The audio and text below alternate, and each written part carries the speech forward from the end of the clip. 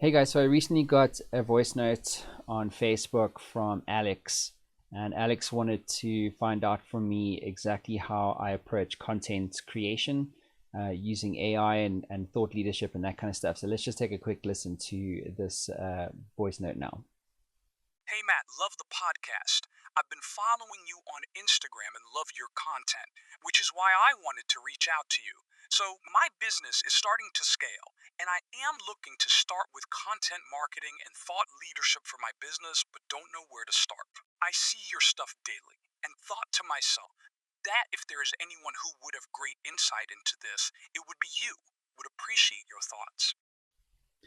Cool, thanks Alex first and foremost. So let's get into it now. So when you approach something like content marketing or thought leadership, you want to start with something that's called a thought leadership platform. So a thought leadership platform is a way for you to own an idea in the market by being consistent with your communication and your thought leadership content and so forth. So oftentimes what happens is aspiring thought leaders or entrepreneurs, what have you, trying to get into the space, they just create content for the sake of creating content, but that's not going to get you anywhere. Consistency always breeds consistent results. And so when you think about what type of content you want to create, your thought leadership platform is where you always start. So in my case, the content that you're seeing on LinkedIn always falls within my own thought leadership platform, which essentially comprises of three things: AI-driven content, so creating thought leadership around that. The second thing is influence. Obviously, you wrote the book Secrets of Influence, and thought leadership. And then the third thing is entrepreneurship. So obviously, I've been in the entrepreneurship game for over 2 decades. And so that's my thought leadership platform. So everything that I create content-wise falls into one of those three buckets. So here's what you should not do. So what oftentimes happens is you want to create content, and so you set up a camera or whatever, and you just talk, right? So don't sit in front of a camera and try and come up with stuff on your own. There's faster, more effective, more creative ways today using AI to come up with a thought leadership plan. The second thing is that when you think about thought leadership, oftentimes thought leadership is misunderstood. So what you don't want to do is go to GPT as an example, or another AI platform, and say, write me a thought leadership article on X, or and this is the kind of rubbish that you see on LinkedIn, where it's like, here's 7 ways to do X, or 3 things I learned about Y. That stuff's clickbaity and no one really cares. So true thought leadership is about original, non-obvious, evidence-based thinking. So everybody has an opinion, but it's very much like arseholes. Everybody has one. And so when you want to lead as a thought leader, you have to solve a problem first, and then base your thought leadership on that thing that you achieved or that thing that you did. So that content that you saw on LinkedIn or on Instagram as an example, that stuff is based all on stuff that I've solved myself through my podcast, The Matt Brown Show, or through my books, or through AI. It's stuff that I've actually done. It's not an opinion. And so all my content is based with evidence.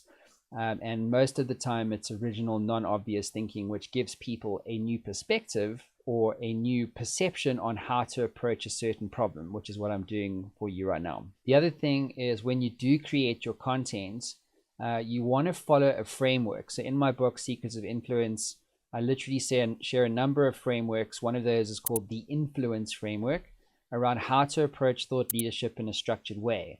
So oftentimes what happens is people want to overwhelm you with information. So you're an aspiring thought leader and you just want to talk about yourself and share all this information.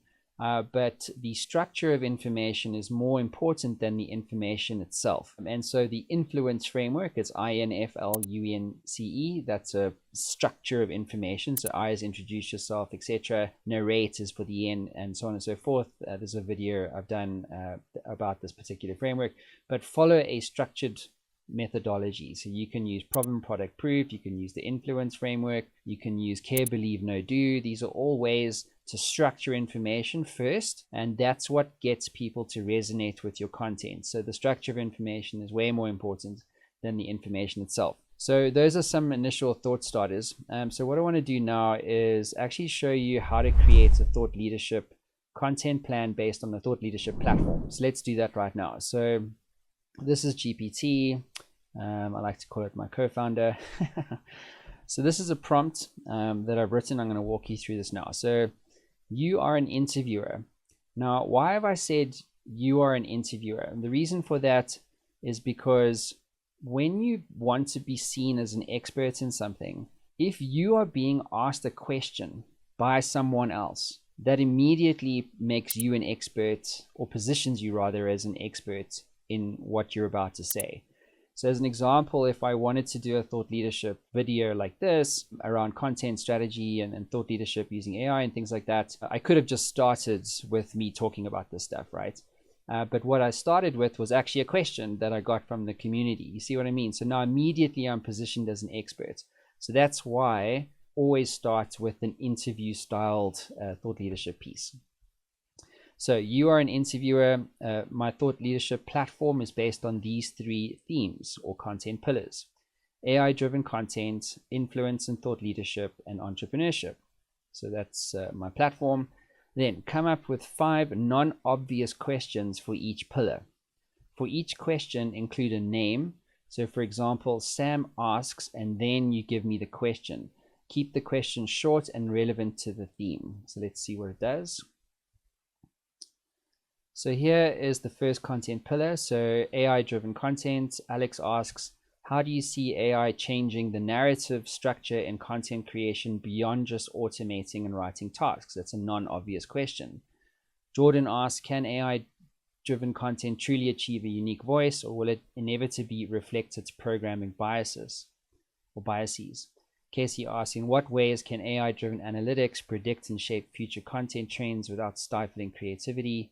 Taylor asks, how do you balance the efficiency of AI content generation with the ethical considerations of authenticity and originality? And then the final one, Morgan asks, what's the role of human oversight in ensuring AI content remains inclusive and free from unintentional biases? And then influence and thought leadership, these are the 5 questions. And then there's obviously questions around entrepreneurship. So what's really powerful about this is that literally within a few seconds, I didn't have to think about what to communicate about, or I didn't have to think about, what topics should I talk about as a thought leader. So immediately I have 15 non-obvious questions that are all based within my thought leadership platform, and it literally took me a few seconds. So that's really, really powerful. Now, what do you then do from this point? Well, one, you now need to answer these questions. You don't have to answer all of them. You can maybe wordsmith them or rephrase them to better suit your subject matter expertise. But what you then want to do is obviously record the content. So when you do that, again, you use the framework, the influence framework, problem, product, proof, and care, believe, no, do, whatever that is. And then you record your answer to that question. And when you create the video, you basically say, Taylor asks blah, or I got this question from such and such a person, and they want to know X. So immediately the perception that you're creating is that you are the expert. This is what influence is. So as long as you can back up that question with a very good answer that's evidence-based, based in real-world experience, then you're immediately 10xing your leverage. And I call this influence leverage growth, and I wrote about this in my book. So when you're recording your thought leadership content, please don't use an iPhone. Please don't do that. You can, but it's really not that great. So what you'll see that I'm using here is an HD camera. It's a Canon EOS M50 Mark II, and I'm using a Shure SM58 microphone. So when you create content, people will forgive you for poor video, but they won't forgive you for bad audio. So no matter what you do, make sure that you are using a lapel mic. If you are forced to use an iPhone, you don't have a camera, but do use high quality equipment. So if you are using a phone, use a lapel mic. Don't use the speaker of the phone because it's not that great quality. Okay, cool. So once you create your content or your thought leadership content, I call it a body of work or hero content. It's part of a H3 content model. So you have hero content at the top, then hub, then hygiene. Again, all concepts I share in my book, Secrets of Influence. What you then want to do is start to 10x your leverage. So as an example, you shoot one video, but you get 10 assets off the back of that. So as an example, the way that you create additional content off one video. So like an article, maybe it's a series of tweets, maybe it's a different type of asset for content. Then you want to always start with the transcript. So always start with the transcript. So one of the software that I use and that my team uses is called Descript. So you upload your thought leadership video and it automatically creates the transcript. You then take the transcript from that video and then you basically paste that into GPT, and then you use a prompt and you'd say something like, write me a 300-word article based on this thought leadership video. I also want, 3 tweets, and I also want, something else that you might want, like a press release. So that's how you basically then create additional content or 10 assets of one video.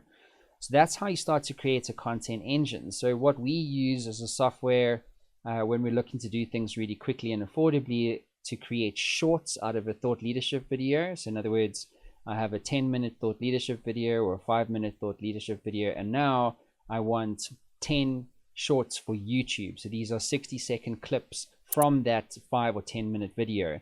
So we use Munch to do that. It basically pulls out the different segments from your video and put subtitles on it, and you can release it straight away.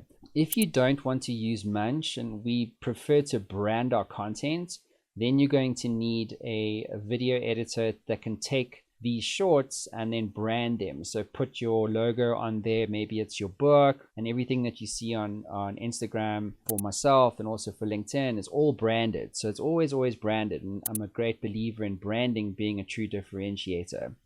So another thing that you can do is, let's just say you do these 15 videos and every answer is 5 minutes in length. You've now got the basis of a webinar. So now this again is talking to this idea of 10xing your efforts. So again, influence, leverage, growth. So you link all the questions together, and that then creates your webinar. And then what you can do is use a product called Restream. So Restream allows you to take that webinar content, or any content for that matter, but you're able to then basically then broadcast this content or live stream this content to LinkedIn as if it were live. And just to show you how effective this actually is, I wanted to show you how this broadcasting actually really does impact the social graph. So let's take an example here. So there was a guy that reached out to me recently. His name was James. And James basically said to me this, and let me share my screen with you guys. Yeah, there you go. So he said to me the following. He said to me, "Hey Matt, just to let you know, I've had to unfollow you as the notifications are incessant and constant." So what my team were doing was broadcasting a whole bunch of content, or restreaming broadcast content to LinkedIn. And what that was doing was it was sending off notifications to every one of my 17,000 followers on LinkedIn, as an example. So then I said to him, look, thanks for the feedback, told my team to chill out. And then he said, thanks, didn't mean to be so blunt, but was non-stop on my phone and my watch, all the best. And so what this demonstrates, right, is essentially the ability of streaming content to activate notifications against all your followers. So I'm less concerned with the one guy who felt like his Apple Watch was buzzing too much based on the content that I was producing or restreaming. I'm more concerned with the thousands of other people that I reach on a daily basis with my story and my message and my thought leadership content. Obviously, that's a decision that makes sense for me. And I have told my team to tone it down a bit. But my point being is that this stuff really, really works. If you're restreaming your content, you can reach a lot of people with, again, content that you created last week or even a month ago. Other things that you can do from the transcript is you can take that transcript, run that through GPT, and ask it to write you an article for each one of those 15 videos. So now you've spent time creating 15 videos, but now you've got 15 articles, you've got 150 shorts, you get the idea. So you can create an arsenal of thought leadership content really, really, really quickly. So the other thing that I'm personally doing myself, obviously I have the Matt Brown Show, been running it for 10 years. It's a podcast that's currently ranked in the top 2.5% of all podcasts globally today. And so what I've been doing is something quite innovative. So how do you get interviewed on other podcasts if you have your own show? So instead of saying, hey, I've got a great story, and I get pitched a lot by, PR firms and podcast placement agencies and things like that. And a lot of them suck. They actually don't know how to deal with a platform owner like myself and many others. So what they do is they go, hi, I'm representing Greg George, and Greg George is the CEO of such and such a company. And, they've got revenues of 100 million, and I really think you'd be a great fit for your audience. Like, I don't actually need access to talent. I really don't. And so I don't ever say yes to those people ever, because they're just looking for free PR. So why must I give them access to my platform for free when I've spent the last decade building it? It's like, fuck that. I'm not going to do it. So what I started to do was, well, there are many other podcast hosts out there. And again, the insight is the same. If you're being interviewed, you are the expert. So if you can get onto these shows in a way that's win-win, rather than I want access to your platform for free because I have a story to tell, then what I've started to do is something called interview exchanges. So let me show you what I'm doing here. So what I do is I use something called funnel flow, and funnel flow allows me to automate my outreach or my messaging on LinkedIn. And so what basically I'm doing here is I'm offering an interview exchange. So allow me to walk you through the message here. So hi Wendy, and it's funnel flow allows you to personalize your message. So I run a popular business podcast linked to my website, and was wondering if you'd be open to doing an interview exchange where we interview each other on our respective podcasts. Let's connect. Then I get a response, absolutely. Looks like you have some global experience to share, so that can work. Do you mind filling in this form or what have you? So what basically is happening here, I'm getting an opportunity to be interviewed on a big podcast, a global marketing podcast show. And what this again allows me to do is position myself as an expert. Obviously, I'd need to reciprocate and interview Wendy as well and the other hosts, but you can scale this up or scale this down as much as you'd like. However, I'm doing probably like 3 or 4 podcasts a week where I'm being interviewed. And so a number of things are happening here. One, I'm getting really good at sharing my story and my thought leadership and my insights and my evidence, not necessarily my opinions, based on my true value that I create in the market. And the best part of all of that is that it's win-win. In other words, I'm not trying to just get something for free. I'm actually giving that person access to my show as well, and so everybody wins. And this is what influence is, true influence, not influencer marketing. True influence is the ability to elevate others, and this principle stands true. Everything that I do creatively or through content or through my show is really about elevating others. First and foremost, prior to myself. And then the other thing that I strongly encourage is to take any ad hoc interview at all, even if it's not necessarily right center within your existing wheelhouse. So let me give you another example of that. So this gentleman reached out to me, Tariq, and he said, we met when you interviewed me for a podcast at TCM. This was like several years ago. And he says, I'm doing my executive MBA and need to interview business owners, subject matter experts for my paper, Understanding the Pursuit of Purpose, Creating a Method of Self-Discovery for Leadership.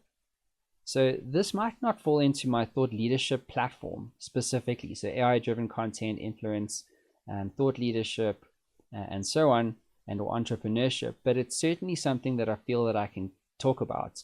And so again, what this is allowing me to do is to get interviewed again. And so this content, I call it cross-purpose content.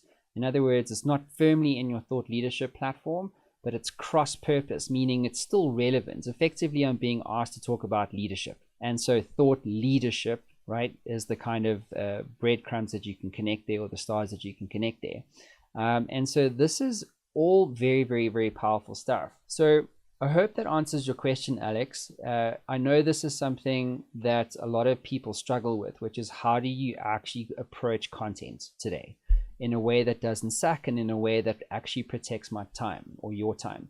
And so just to recap, start with a thought leadership platform, be interviewed always, don't just talk on camera, use a high quality production suite, just a camera and a high quality mic ideally, and then think about 10x leverage. So if I spend 1 hour or 100 minutes of a day doing X, how do I get Y or 10x Y, right? So those are some things to consider, and then you just publish it. And people underestimate how much content you actually need to publish these days. Publishing one video a day is not enough. You're not even going to get noticed. When we released my second best-selling book, Secrets of Fail, we released over 300 assets in over 10 days. That was it. My organic reach was huge. It was increased by like 10,000%.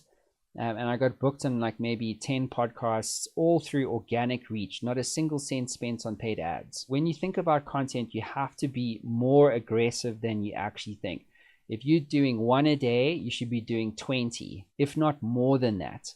And so this content model that I've shared with you is a way for you to create a body of work that comprises of hundreds of assets, if not 1,000 assets, that you can repeatedly share on social media over and over and over again. Allow me to explain that a little bit more. If you have 1,000 followers or 10,000 followers on LinkedIn as an example, or any other channel, how many of those 1,000 followers or 10,000 followers of yours are actually going to see video number 1? Very few.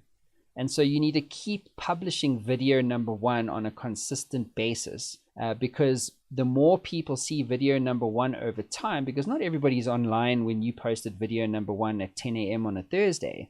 And so they may be online next week or in 3 weeks' time or in a month's time. And so when you republish that video number 1, that thought leadership video, eventually someone will see it. And the role here is to shift perceptions over time by being consistent with a volume of content that allows you, or that is going to allow you to be positioned as a true thought leader in your field. So I hope that all helps you out. If you have any questions, leave me a link below this video. I'd love to help you guys out with any of your content stuff. Alrighty, this is Matt signing out. I'll see you again soon.